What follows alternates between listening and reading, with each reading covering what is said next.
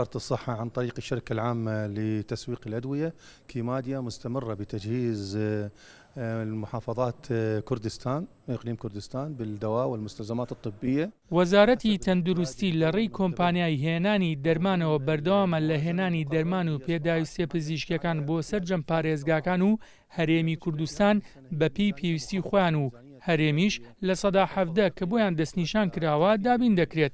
کێشەکە ئەوەیە کە لەم ساڵدا لە سەدا 30 بودجێ کەم دانراوە، بۆیە لە سەدا 30 دەرمان کەم کراوەتەوە. ئەمە سەرجەم پارێزگاکانی عێراقی گردوتەوە نەک تەنها هەرێمی کوردستان و دڵنیای هەرێم دەکەینەوە کە بەردەوام دەبین لە دابینکردنی دەرمان بەپێی ئەوەی کە بۆیان دانراوە. دووبارەی دەکەمەوە تەنها هۆکارەکەی کەمبوونی دەرمان و پێداویستیەکان بۆ بودجە دەگەڕێتەوە، بۆیە ئەم کێشەیە دروست بووە. بەڵام ئەو دەرمانانەی کە پێویستە بۆ نەخۆشیە گرنگەکان ئەوە بەردەوامە. لەگەڵەوەشدا بەردەوام دەبین لە ناردنی دەرمان بۆ هەرێمی کوردستان بەپێی ئەو پێویستانەی کە داوا دەکرێت.